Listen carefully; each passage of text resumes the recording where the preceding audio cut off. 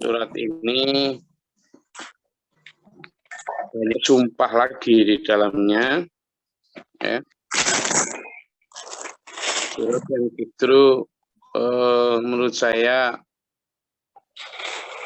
sering sekali dibaca oleh para imam, ya. Dibaca oleh para imam ketika ngimami sholat untuk surat yang dibaca setelah Al-Fatihah. A'udzubillahi minasyaitonir rajim.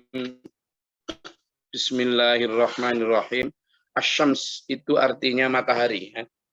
Artinya matahari. Tadi dari 15 ayat termasuk golongan surat-surat Makkiyah, diturunkan sudah surat Al-Qadr.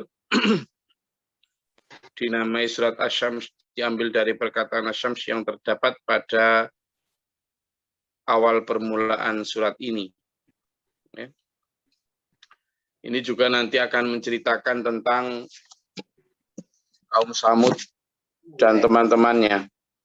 A'udzubillahi minasyaitonirrajim. Bismillahirrahmanirrahim. Asy-syamsi wa duhaha wal qamari idza talaha wan nahari idza jallaha wal laili idza yaghshaha was samai wa ma banaha wal ardi wa ma tahaha. Asy-syamsi wa duhaha, demi matahari dan cahayanya di pagi hari. Buat kita srengenge ya semeniku wis. Enggak ada yang istimewa, biasa aja lah, gitu kan. Yang namanya matahari ya terbit di pagi hari, nanti tenggelam di malam hari. Apa istimewanya? Apa istimewanya? Buat kita kadang enggak ada. Lah Tuhan mengulang itu di kita, itu biar kita melihatnya istimewa. Jadi tahun 1600 sekian ya. 1600 sekian. 1600 apa 1800 sekian itu. Itu gunung yang ada di Selat Sunda itu ya. Gunung Krakatau. Selat Sunda atau mana itu? Pokoknya daerah sana di tengah laut. Itu meletus. Tapi letusan Krakatau, kalau orang barat nyebutnya Krakatoa. Krakatoa. Itu letusan Gunung Krakatoa atau Krakatau yang di Indonesia itu. Saking dahsyatnya letusan. Itu mengangkat separuh gunung itu meletus ke atas. Bisa dibayangkan loh. Separuh gunung itu, kalau misalnya gunung saya lihat Gunung Lawu ya, kalau Gunung Lawu itu sampai saking besarnya loh, berbatasan dengan berapa kabupaten itu, mulai dari Ngawi ya, kemudian mana aja itu Magetan itu, Ngawi, itu Gunung Lawu itu. Nah, separuh dari Gunung Krakatau itu meletus, terangkat ke atas. Menyemburkan mulai dari pasir, batu, ya, bahan-bahan yang ada dalam gunung itu termasuk magma, cairan. Duar ke atas itu sampai konon 10.000 meter atau 10 kilo ke atas itu. Ada yang ngomong 11 kilo. Debu itu ke atas. Nah, begitu nyampe di ketinggian itu kan nggak bisa langsung turun ya. Debu itu menyebar sampai menyelimuti bumi. Jadi, letusan gunung itu di Krakatau, di Indonesia. Tapi saking dahsyatnya letusan itu sehingga debu-debu yang diletuskan oleh Gunung Krakatau itu menutupi sinar matahari. Menutupi sinar matahari. Eropa itu sampai kedinginan beberapa bulan. Tidak dapat sinar matahari karena ketutup debu yang diletuskan oleh Krakatau. Padahal Eropa itu.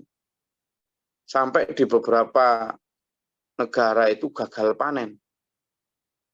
Gagal panen. Karena apa? Karena tanamannya tidak dapat sinar matahari. Itu. Nah, dari fakta sejarah tadi, meletusnya Gunung Krakatau, ya, Gunung Krakatau itu termasuk pernah juga meletus gunung di Toba itu. Itu konon Toba itulah kawahnya sebuah gunung yang sekarang jadi danau itu. Bisa dibayangkan sampean. Kalau sampean pernah ke Danau Toba itu udah kayak laut itu. Udah nggak kayak danau lagi saking luasnya. Tapi konon danau itu adalah kawah dari letusan gunung yang terangkat ke atas juga. Hampir sama dengan kata tadi. Nah, yang saya ingin terangkan adalah betapa signifikan, betapa pentingnya matahari yang ketika tertutup oleh debu dari letusan Gunung Krakatau itu sampai pertama merubah musim. Jadi orang Eropa kedinginan itu sampai berbulan-bulan. Ya memang Eropa dingin, tapi waktu itu sebenarnya bukan musim dingin. Lalu di beberapa negara sampai gagal panen. Artinya kelaparan. Nah, kalau yang seperti ini menunjukkan bahwa ketika Allah dalam surat Asy-Syams kemudian bersumpah demi matahari, itu kenapa? Ya karena sangat pentingnya matahari, tetapi kita tidak terlalu open, tidak terlalu menganggap itu penting. Makanya dalam ayat pertama ini disebutkan wasyamsi waduhaha, dan demi matahari dan sinarnya di pagi hari. Kalau kita kan melihat matahari itu seolah-olah ya biasa. Itu sumber energi kehidupan kita yang paling utama itu matahari loh ya. Matahari. Sumber energi di bumi ini itu matahari. Dan Allah telah mengatur jarak dengan matahari ini di bumi kita ini. Itu sudah diatur dengan tepat sekali. Seandainya kita lebih dekat beberapa meter saja, apa beli beberapa kilo, bisa terbakar kita ini, panasnya ini. Atau sebaliknya, seandainya planet bumi kita ini menjauh sedikit saja dari matahari, entah berapa ratus meter atau kilometer, kita bisa kedinginan ini, bisa beku itu. Gitu. Nah, itulah kenapa Allah memperingatkan di sini. Termasuk wal qamari idza talaha, dan bulan yang mengelilinginya.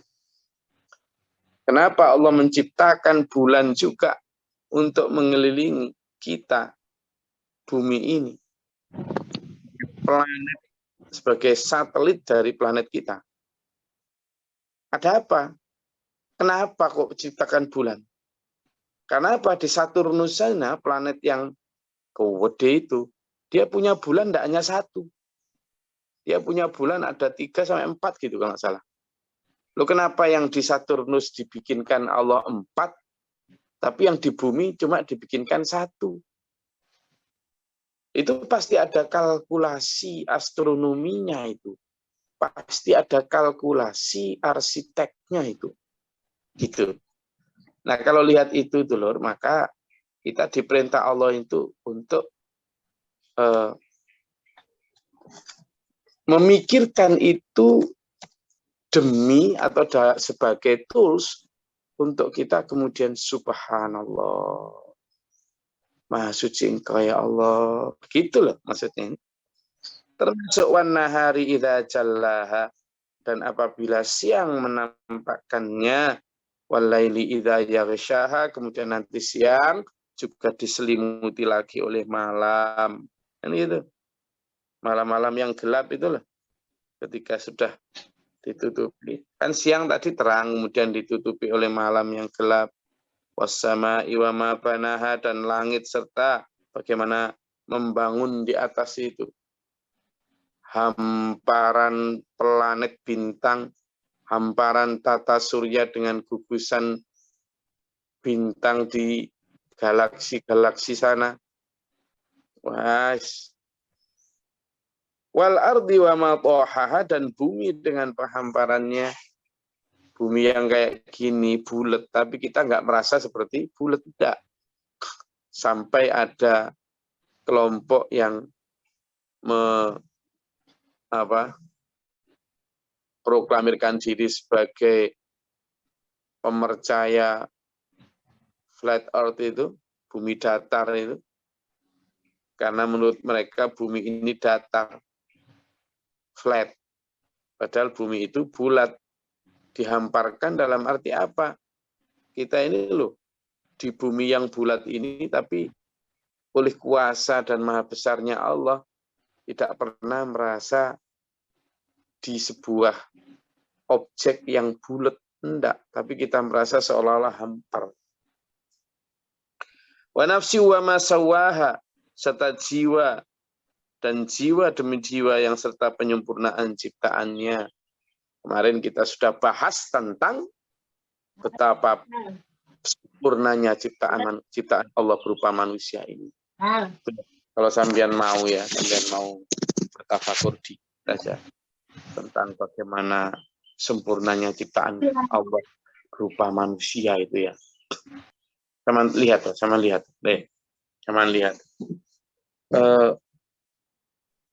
Pernah nggak terfikir sampean itu kalau punya mobil ya, sampean kan sudah mikir, ini waktunya ganti oli kan gitu ya. Ini waktunya ganti minyak rem kan gitu. Ini waktunya apa gitu, perawatan itu mesti. Loh, sampean pernah mikir nggak? Kalau onderdil di dalam pencernaan kita, anggaplah itu mesinnya itu. Mesin penggilingan, pernah mikir nggak ngasih uli? Ganti silnya itu. Tak pernah toh. Atau dengkulnya, tahu dengkul ya? Lutut sampean itu kan tiap hari itu kan bentuknya gini tuh. Jadi ini lutut atas, ini lutut bawah, ada mangkokannya gini itu. Nah, mangkokan ini buat berjalan klek kan gini terus itu. Nah, ini klek ini sampean pikir enggak perlu apa ini, stempel, enggak perlu uli, perlu ini. Yang ganti uli siapa? Yang kemudian bersihin siapa? Kita enggak pernah mikir itu.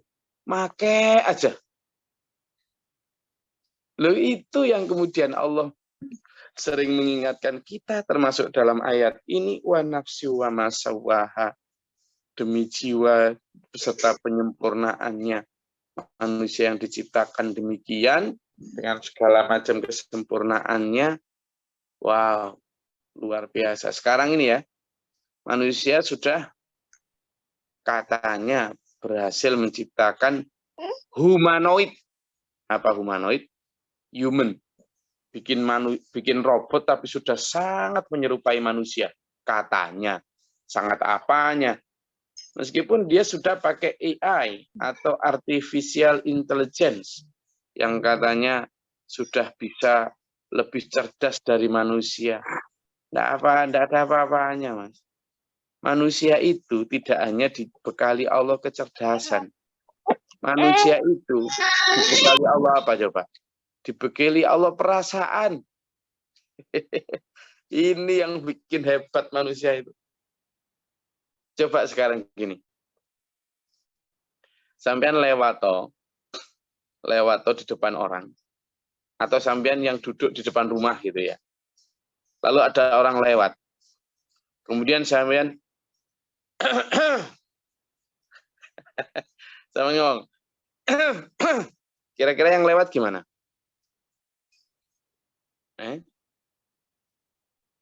Yang lewat gimana? Sampean yang sedang lewat. Ada orang duduk depan rumah, sampean lewat. Terus dia Nah, gitu gimana?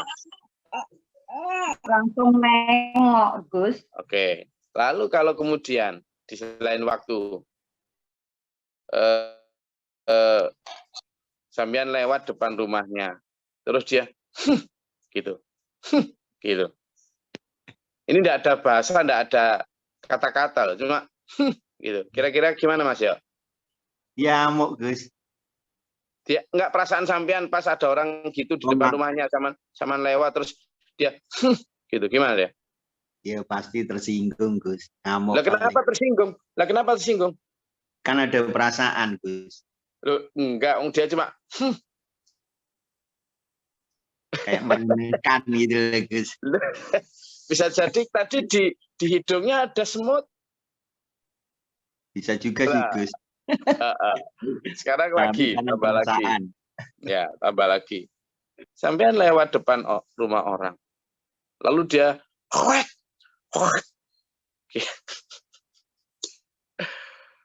Kira-kira Pak Jo kalau ada orang lewat gitu sama gimana, Jo?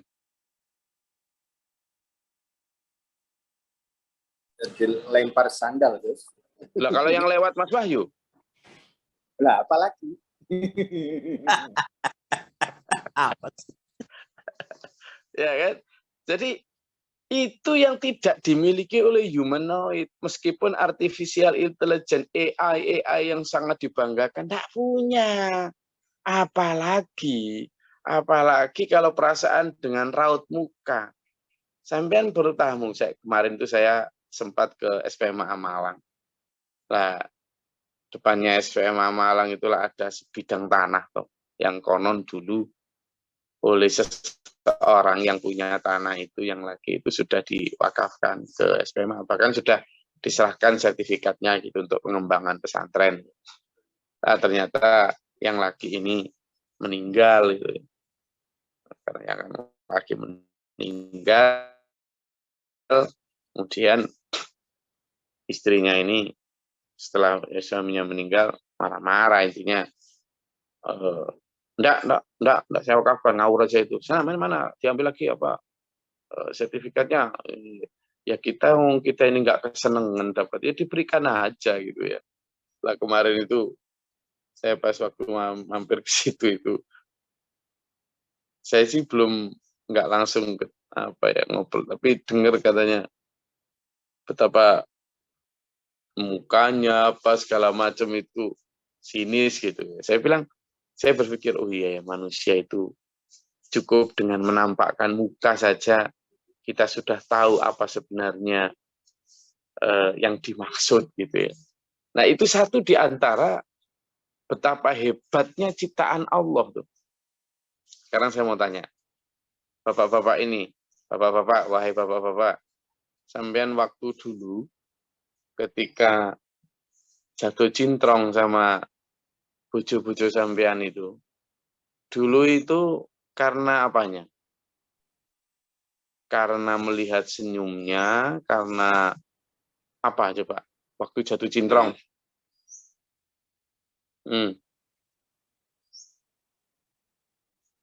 Apa?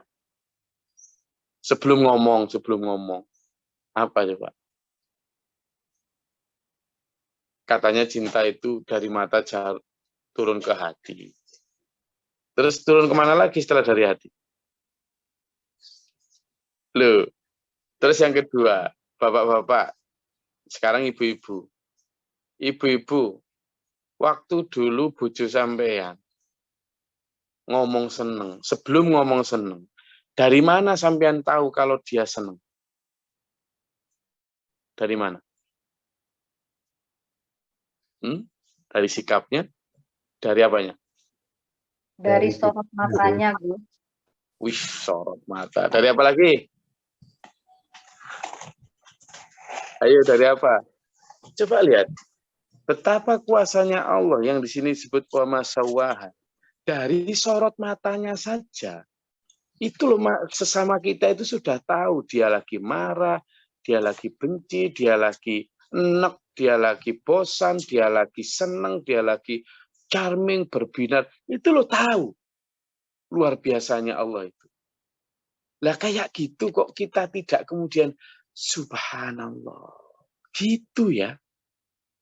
Saya pernah nyampaikan, gini loh. Pembuluh darah itu kan kayak semacam selang-selang kecil yang bertugas mengalirkan darah yang dipompa oleh jantung kita. Nah, gini tuh. Ternyata pembuluh darah itu, kalau misalnya ganti pembuluh darah, dan itu sampai sekarang belum ada yang bisa bikin secara sempurna. Pembuluh darah itu, ya, kalau setengah meter saja, itu harganya 500 juta. Setengah meter aja. Harganya 500 juta pembuluh darah itu. Kalau dibikinkan sintetisnya.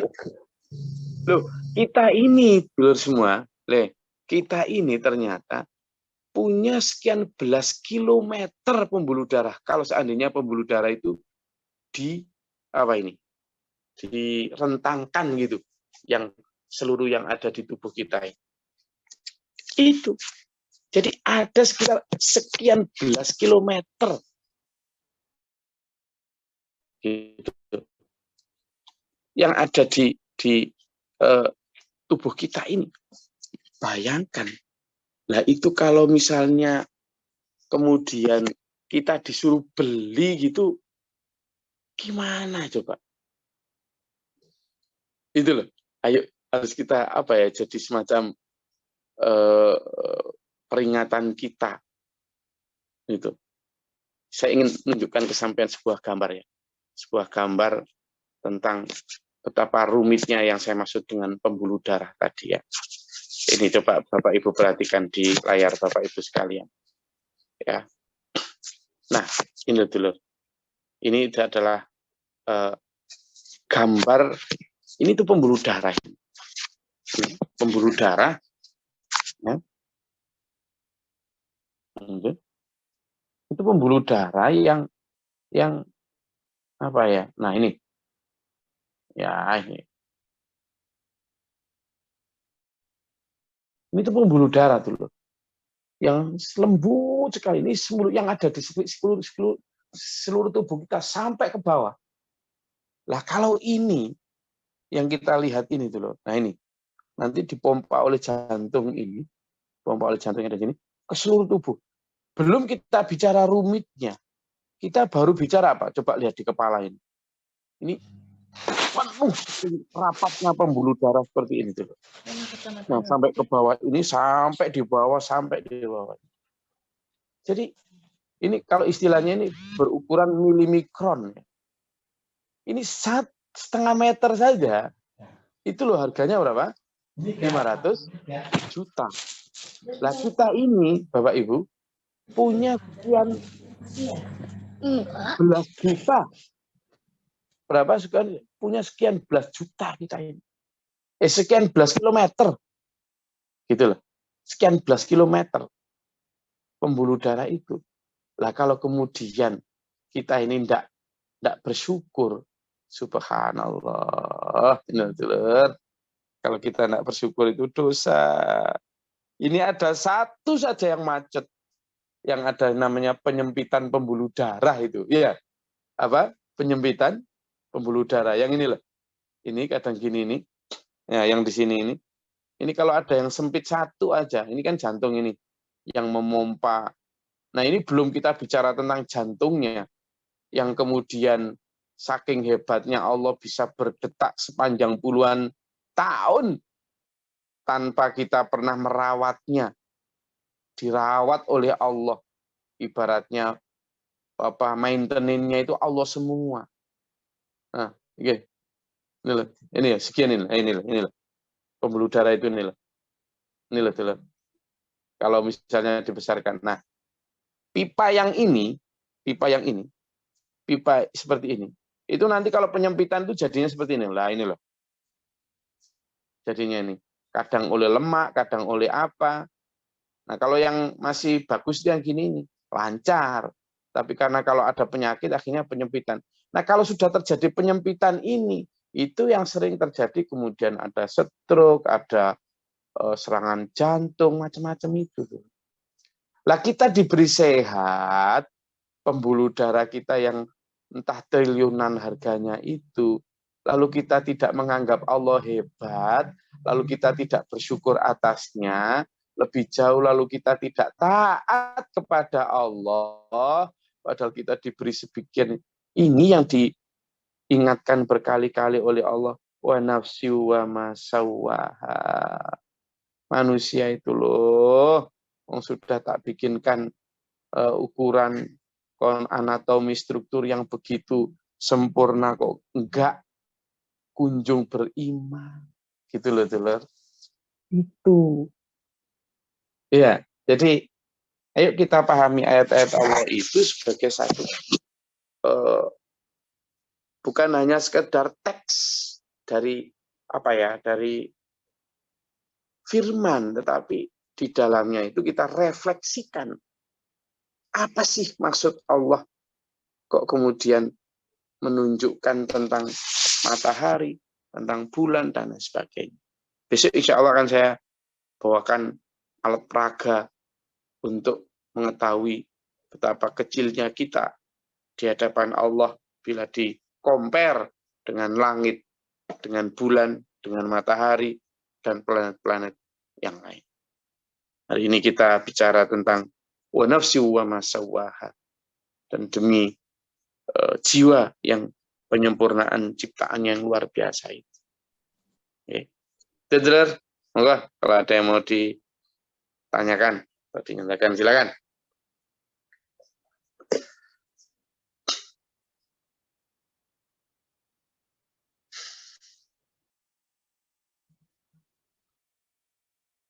Ada?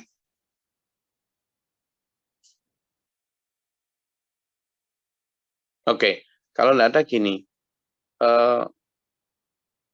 kekayaan, jabatan, kesehatan, kekuatan, bentuk rupa kita itu sewaktu-waktu bisa diambil pemiliknya. Sewaktu-waktu bisa diambil pemiliknya. Dulur, saya punya teman Winter, cerdas wes. Dia itu kalau sudah di sebuah forum, lalu ada ajang diskusi, itu mesti yang lain dah, mas, mending diem, gitu. Kenapa? Karena orang ini wis senangannya debat, dan Winter debat itu jarang kalah. Artinya menunjukkan betapa cerdasnya dia. Dan kemampuan retorikanya luar biasa. Wis pokoknya. Nah, suatu saat, itu dia belajar nyetir mobil.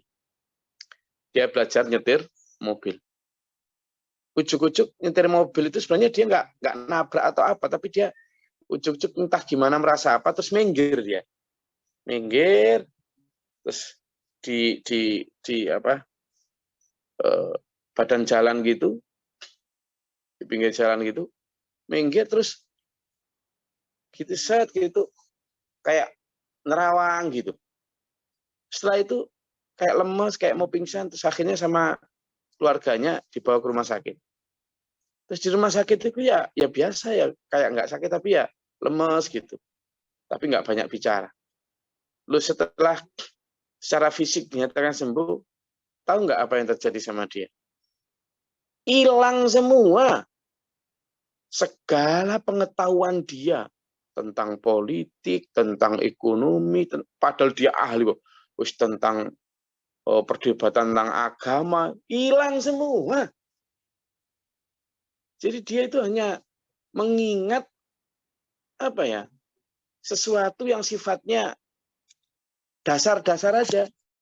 Kayak nama istrinya aja lah awalnya lupa, terus lama-lama ingat gitu. Terus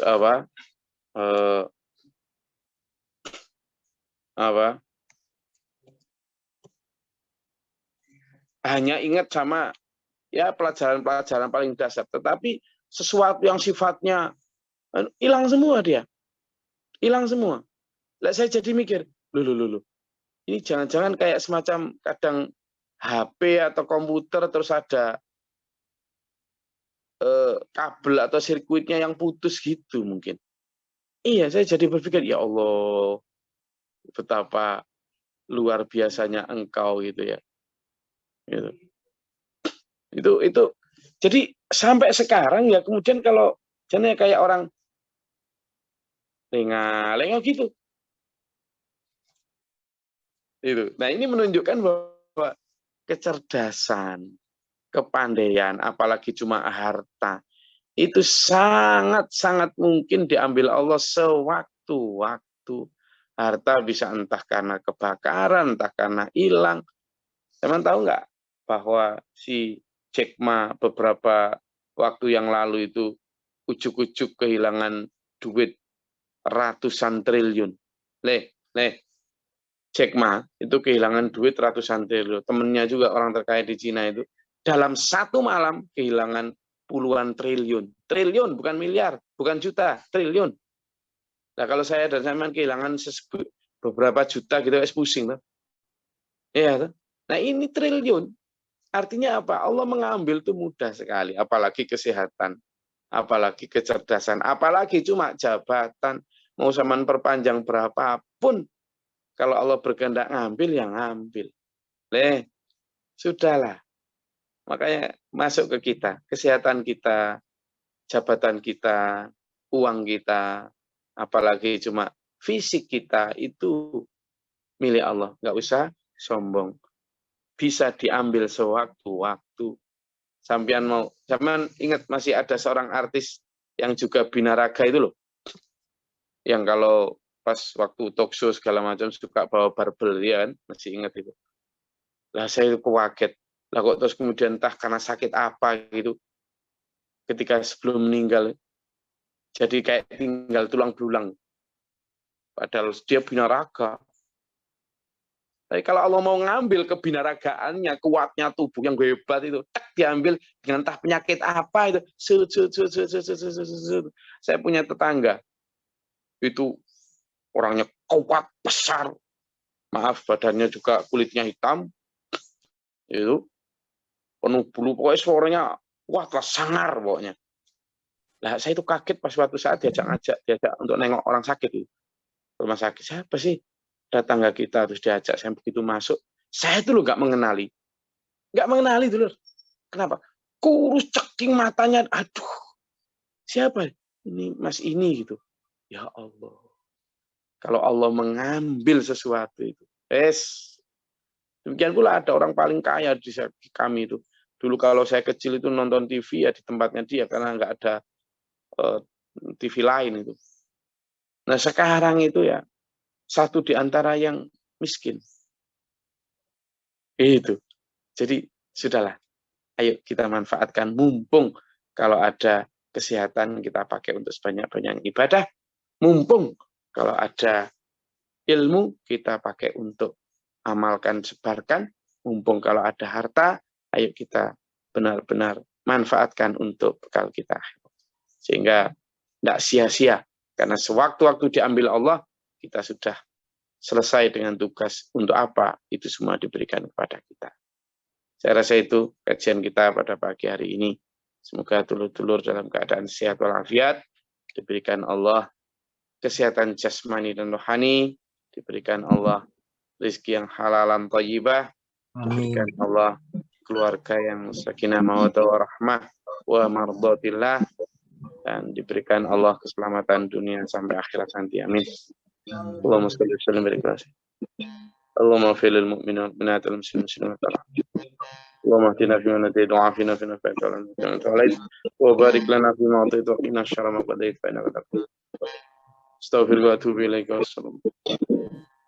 اللهم ادفع عنا البلاء والوباء والحسد ونجنا من شدة الكفر ربنا نجنا ولنا سامنا من ربنا وتجعلنا ربنا من فكنا من الشهيدين ربنا لا تزغ قلوبنا بعد إذ هديتنا ربي أعوذ بك من همزات الشيطان وأعوذ بك ربي أعوذ ربنا اجعلنا مسلمين لك ومن ذريتنا أمة مسلمة ربنا آتنا في الدنيا حسنة وفي الآخرة حسنة وقنا عذاب النار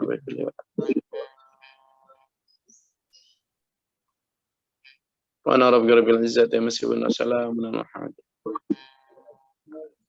Alhamdulillahirabbil alamin. Wassalamualaikum warahmatullahi wabarakatuh. Waalaikumsalam warahmatullahi wabarakatuh. Allahumma arhamna bil Qur'an waj'alhu lana imaman wa nuran wa hudan wa rahmah. Allahumma dhakkirna minhu ma nasina wa'allimna minhu ma jahilna warzuqna tilawatahu ana al-laili wa atrafan nahar waj'alhu lana hujjatan ya rabbal alamin.